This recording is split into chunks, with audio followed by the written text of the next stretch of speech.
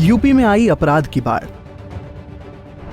UP में जारी है अपराधियों का तांडव। नहीं थम रही अपराध की घटनाएं। विपक्ष ने पूछा योगी सरकार से सवाल। अपराध के रहते कैसे आएगा राम राज्य। यूपी विधानसभा के 3 दिवसीय मॉनसून सत्र को अभी कुछ ही दिन बीते हैं, लेकिन कानून व्यवस्था को लेकर सरकार ने यूपी विधानसभा में जो दावा किया था, वो दावा यूपी में खोखला साबित होता दिखाई दे रहा है। इस लॉकडाउन के दौरान प्रदेश में इतने अपराधों के मामले सामने आए जो यूपी की कानून व्यवस्था की धज्जियां उड़ाने के लिए काफी हैं। दरअसल जिस दिन यूपी विधानसभा का 3 दिवसीय मॉनसून सत्र समाप्त हुआ, उसके अगले दिन यानी रविवार को यूपी के अलग अलग जिलों में हत्या और रेप के कई मामले सामने आए। ये मामले गोरखपुर, जौनपुर, प्रयागराज, उन्नाव, बरेली, कौशाम्बी, चित्रकूट, मुजफ्फरनगर और वाराणसी में देखने को मिले। इन 9 जिलों में कहीं हत्या की घटना को अंजाम दिया गया तो कहीं रेप की वारदात सामने आई। हालांकि इन वारदातों के साथ रविवार तो बीत गया, लेकिन सोमवार को यूपी में जो हुआ उसने योगी सरकार की कानून व्यवस्था को लेकर सवाल खड़े कर दिए। रविवार के मुकाबले सोमवार को यूपी के कई जिलों में दोगुने मामले देखने को मिले। सोमवार को लगभग 12 जिलों में हत्याएं, रेप और गोली चलने के मामले सामने आए। सोमवार के दिन गाजियाबाद से लेकर बलिया और लखनऊ से लेकर बागपत तक दहल उठा। 2 दिन में लगभग 20 से ज्यादा मामले सरकार के दावों की पोल खोलने के लिए काफी रहे।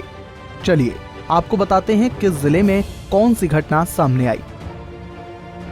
रविवार का अपराध मीटर। गोरखपुर में मां बेटे की हत्या, जौनपुर में ट्रिपल मर्डर, प्रयागराज में डबल मर्डर, उन्नाव में महिला का शव मिला, बरेली में 7 साल की मासूम की हत्या, कौशाम्बी में व्यापारी पर हमला, चित्रकूट में मजदूर की हत्या, मुजफ्फरनगर में हत्या, वाराणसी में गैंगरेप। सोमवार का अपराध का मीटर। बलिया में पत्रकार की गोली मारकर हत्या,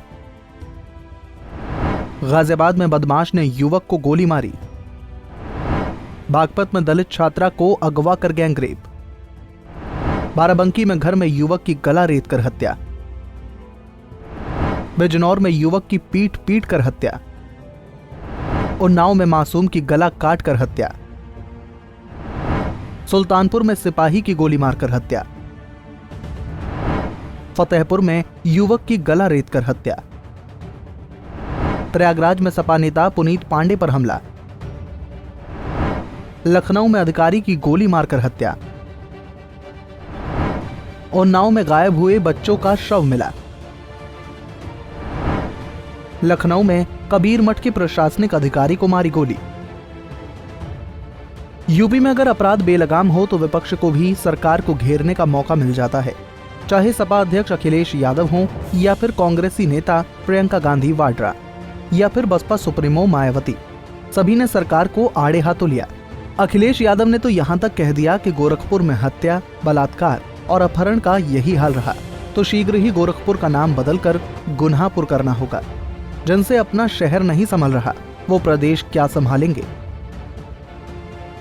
तो वहीं प्रियंका गांधी ने कहा कि यूपी के सीएम सरकार की स्पीड बताते हैं और अपराध का मीटर उससे दोगुनी स्पीड से भागने लगता है। प्रत्यक्षम किम प्रमाणम। यूपी सरकार बार बार अपराध की घटनाओं पर पर्दा डालती है, मगर अपराध चिंगाड़ते हुए प्रदेश की सड़कों पर तांडव कर रहा है।